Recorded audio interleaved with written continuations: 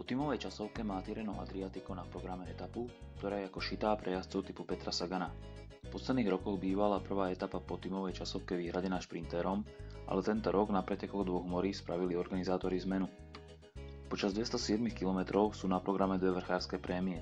Tá prvá je 57 km pred cieľom a nemala by mať zásadný vplyv na vývoj. Zato tá druhá je iba 3 km pred cieľom a kto nebude na jej vrchole v čele, len ťažko zasiahne do bojov o víťazstvo. Lenže ani to ešte nie je všetko. V samom závere čaká na jazdcov záverečných 200 metrov v 8% stúpaní, čo je voda na mlyn klasikárom.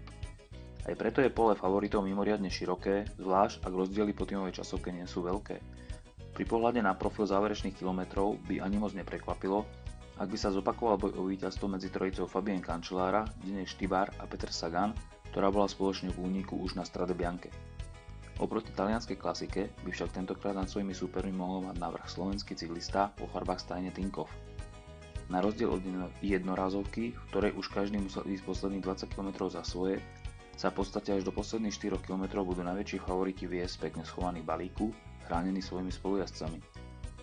Práve tu by mohol Sagan ušetriť sily, ktoré mu chýbali v záverečnom kopci posledný víkend.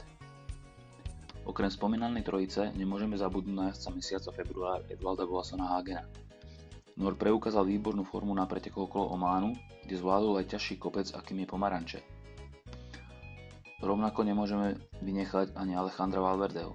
Movistaru nevyšla časovka tímov, čo sa už dlho nestalo, a táto etapa je pre Španiela ideálna na to, aby zmazal zo pár sekúnd zo svojej straty na najlepších.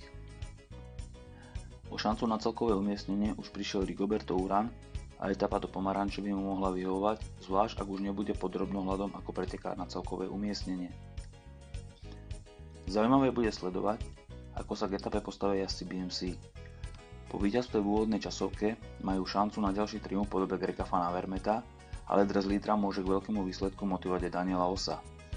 Podčiarknuté a spočítané, favoritov veľa, víťaz môže byť iba jeden.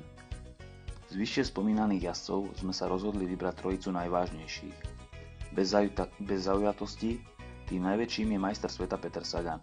Na Tirreno Adriatico aj v minulej sezóne získal svoje premiérové víťazstvo a bude tomu tak aj tento rok.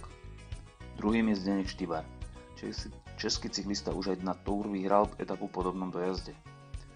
Tretím do partie je Greg Van Avermaet, ktorý tieto koncovky takisto zvláda na jednotku.